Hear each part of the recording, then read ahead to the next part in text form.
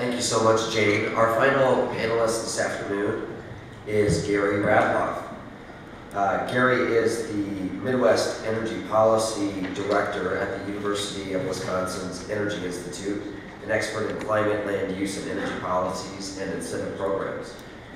In addition to serving in that role, he is the Honorary Associate with the Nelson Institute Center for Sustainability and the Global Environment. That's a tough acronym. In 2013, he co-authored How to Keep Wisconsin and the U.S. Competitive in a Changing Energy World, and Gary presented about that last year at our summit. He has a wide range of past roles in state government and at the Wisconsin Bioenergy Initiative. And Gary's talk really follows on to what Jane talked about, as well as we talked this morning about the Clean Power Plan a little bit that the EPA has set out. Gary's talk is about how Wisconsin can best take advantage of that opportunity to avoid risk, mainly. Let's welcome Gary.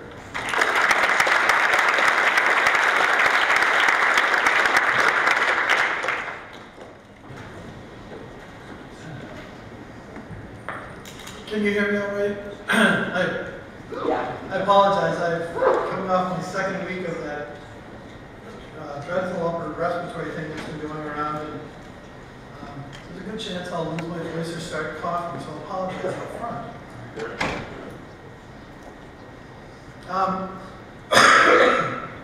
As I said, I'm a researcher at the University of Wisconsin at the Wisconsin Energy Institute, and it's great to see so many longtime friends here and colleagues. I'm going to start off optimistic, and I'm going to end optimistic, and in the middle it's going to be depressing as hell. But that's kind of how I feel today. You know, the genie is out of the bottle.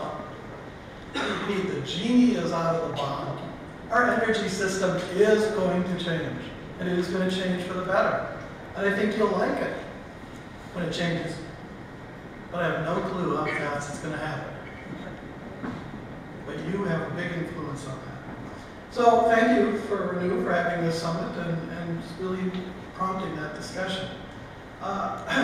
When I say the genie is out of the bottle, what I mean is the term I like to use is distributed energy resources, DERs. They're going to dominate our energy system going forward. Doesn't mean baseload coal plants are going away anytime soon, regrettably, or nuclear plants. But distributed energy resources, which includes energy storage, that's an important component. One of my favorite technologies, microgrids, which basically means you can kind of organize your own energy system right on your campus or your neighborhood or whatever. And then distributed generation with PV and wind and biomass being kind of dominant distributed sources are really going to continue to grow in the marketplace. In fact, if you look at the data today, new baseload coal plants aren't being built. I think there's only been one built in the last 3 to 5 years, maybe 2 or 3 over previous years. It is really dominated by distributed generation. I'm not going to talk about the key themes here because I know you just read those. But the bottom line is we can change today here in Wisconsin, and we absolutely should. And here's why.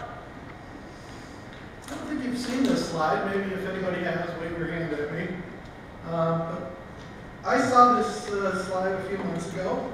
It was part of a report in the Electricity Journal, which policy geeks like me read. The August-September edition, if you want to find it. The authors were Jonathan Lesser and Philip O'Connor, 2 PhD economists.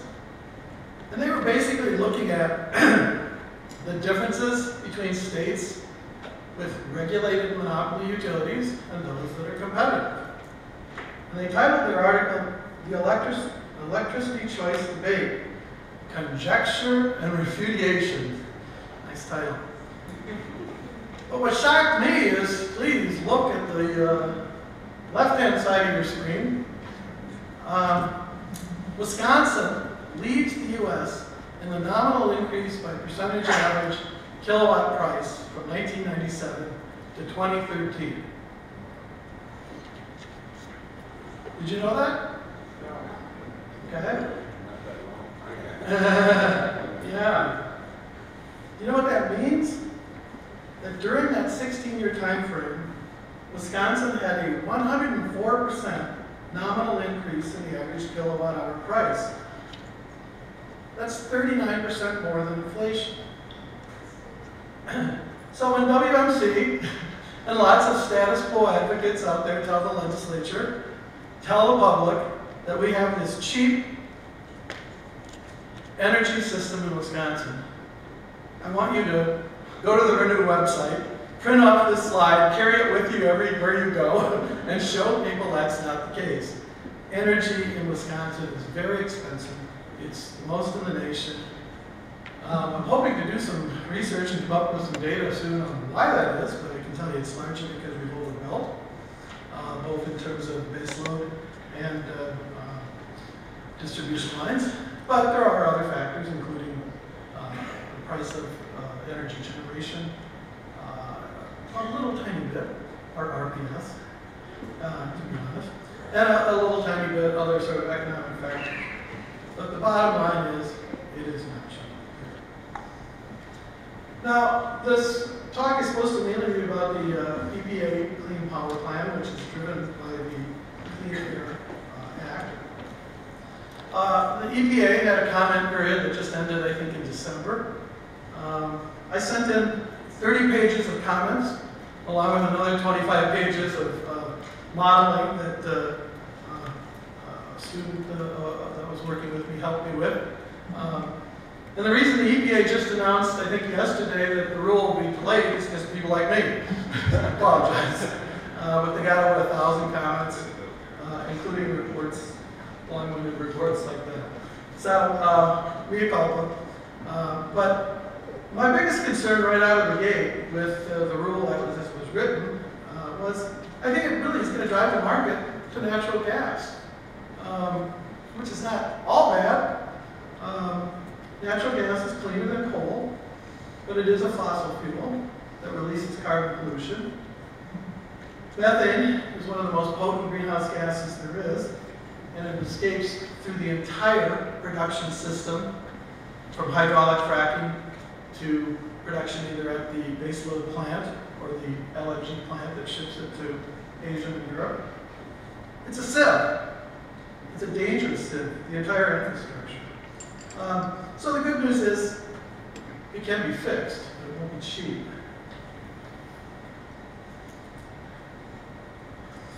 Now, one of my concerns is a real simple one, which is natural gas is not cheap. We are in an era of incredibly cheap natural gas, but it is a commodity, and commodities historically behave and natural gas really is no different. It will go to its historical patterns. The Energy Information Agency hired a bunch of very smart, talented people to do some modeling, and this was their best guess. I think it's a little bit of a rosy scenario, but you know, we might have a couple of decades of reasonably priced natural gas. I think it's going to look more like this, though, which is the historical pattern. And so I think even for those of you who remember last winter and the polar vortex, like today, prices of natural gas on the East Coast went through the roof. People in the North couldn't buy propane. It was crazy. So price is not going to be our saving grace. So then quantity is going to be our saving grace with natural gas. High productive shale plays are not ubiquitous. The wells suffer from very high rates of depletion. Because the depletion rates are so high, drilling locations increasingly unproductive, and there's really only 3 really productive shale oil sites in the United States, consistently anyway. The industry must drill more and more wells constantly to offset those declines. To continue the drilling rates, the industry will need prices to rise substantially, hence the previous slides, or take on more debt. Any business person out there knows that's not a sustainable solution. And in fact, most of the hydraulic fracking today is financed with junk bonds. And with OPEC controlling the market today on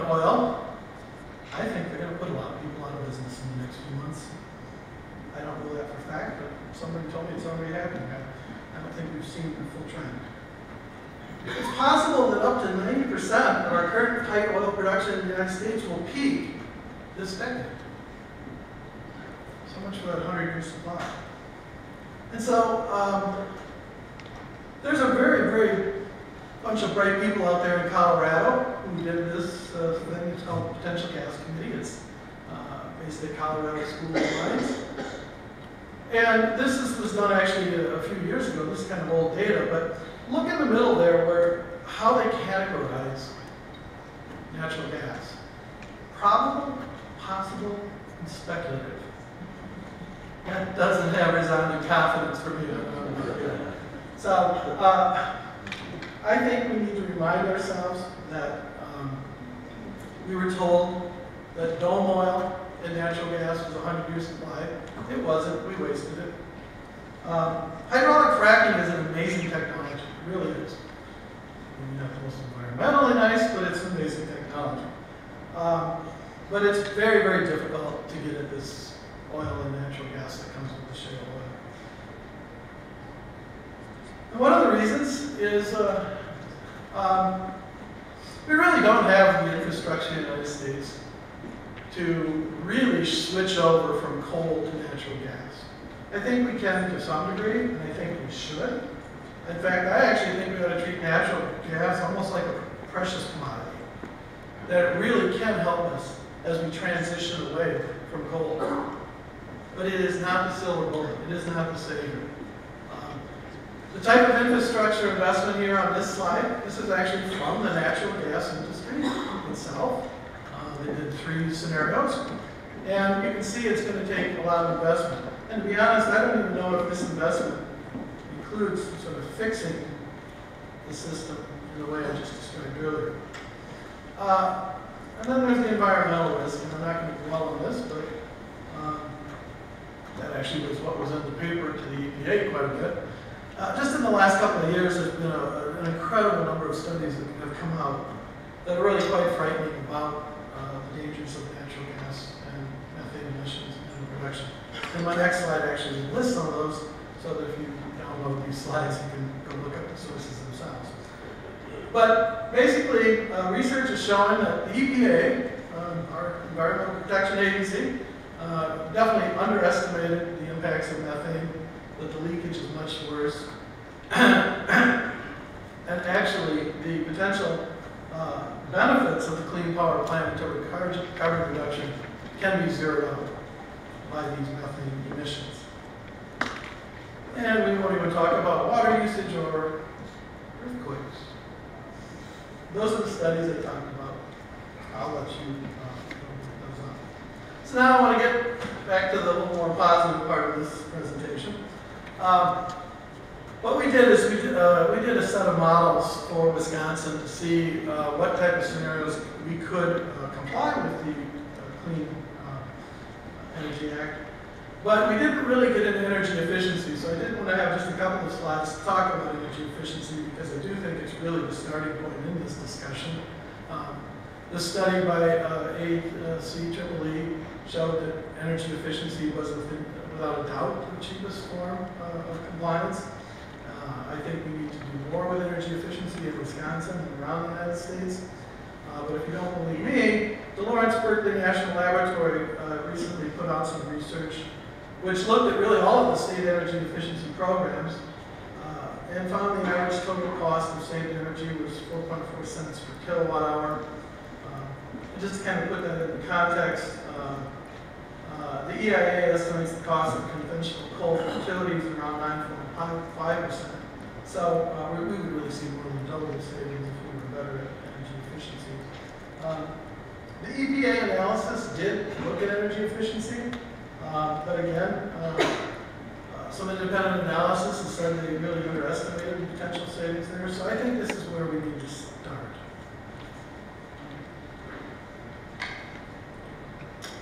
Vermont has really been a leader, if anyone follows them. For over 25 years, they've actually had a very aggressive load management program strategy. The Central Vermont Public Service Company has been able to reduce their electricity costs by 4% while meeting load growth through efficiency and renewable energy. But what I like about this slide is it really shows all the other benefits of efficiency that we often don't really calculate into those numbers that I've been citing. For example, avoided investments in the distribution and transmission system. So I think we need to look more at this. But again, because our modeling didn't deal with efficiency, we wanted to at least acknowledge an important option ahead of us. The original EPA Clean Power Plan, which is part of the Cleaner Act, I think was a 100 and some page document. I've reduced it here to one slide. So we're going to kind of shortchange that part of this, but basically it provided states with tremendous flexibility. They had 4 recommended building blocks. They asked the states to come up with a plan that's unique to their state, what works best in their state.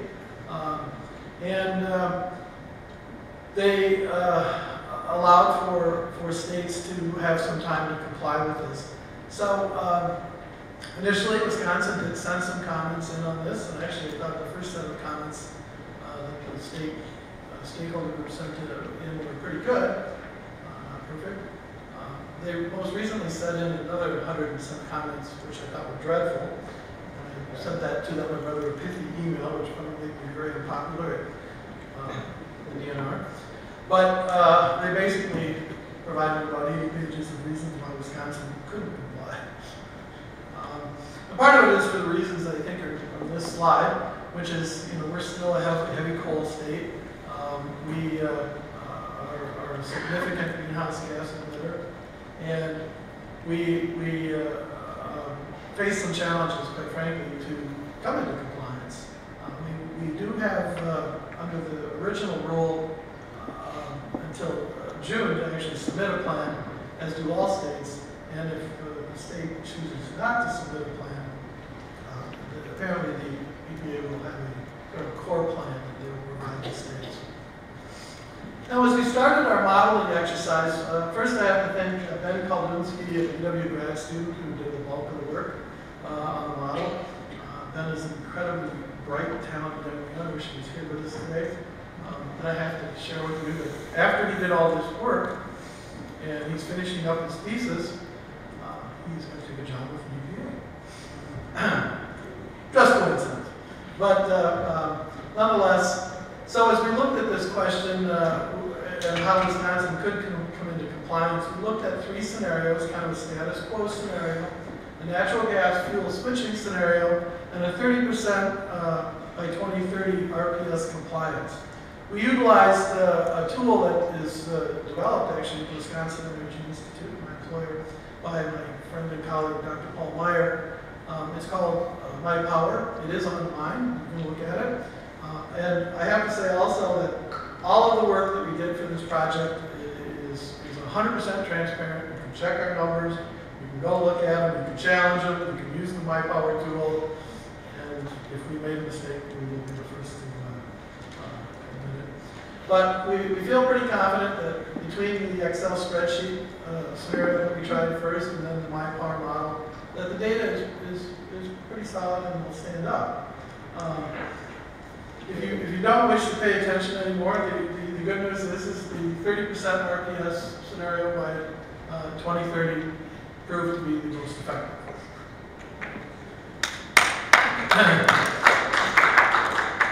Now we have to make a few assumptions here, and this is maybe where we're most vulnerable, which is that Wisconsin would have a 30% RPS by 2030. That we would be installing, as you can see here, some fairly robust capacities of wind and solar. Although on the solar numbers, I have to briefly digress. If you sit and read Ben's paper that talks about how to model this, it's basically what Minnesota is proposing to do right now in their proposal. So it is achievable if you have the political will. Okay, I'll go a little fast. Some of these slides here I just read them. So this is just kind of quickly, and we will have these online. You can look at them. This is what the fuel mix will look like under these scenarios. We basically looked at these in terms of what the outcomes would be. As you can see, where it was particularly troubling was under the historical patterns of natural gas prices. If you take those out, the scenarios are actually a little closer in terms of each version. And I really do want to say that, you know, I don't want to candy coat this. This will cost us money to implement this law. But I do think that we should seriously consider the 30% RPS scenario because of this data right here, which is basically it by about 2024, I think it was 2025, it starts to become the cheapest option. It definitely helps us come into the compliance the most in terms of CO2 reduction. So it's really the most cost-effective strategy and really the one to help us achieve the greatest greenhouse gas CO2 reduction. And then just kind of to wrap up, I think, you know, as we sort of have discussed here today, it's really important that you frame up what it is you think the future energy electric utility should look like. And so a couple of ideas that we have here in our proposal is we really need to allow for more competition, although I'm not a big fan of deregulation, I believe it should be re-regulation, but it allows for third parties and competition, at least at the distribution level. We really need to reward efficiency and clean technology, and I think we can talk about this another day, but there's something called performance-based rates that we use in Great Britain right now. I think the United States and Wisconsin should look closely at those performance-based rates. I think we need to allow our utilities to actually invest more of their money in R&D, and we suggest maybe they could do that even off the rate case structure. And the biggest thing we need to do is plan for change. And this final slide, just to wrap up here, because I know we when we get to our break, is just in terms of rethinking our public utilities. I don't often recommend people read law journals, but there's a law journal article by this William Boyd, who's cited at the bottom, who's published in the UCLA Law Review.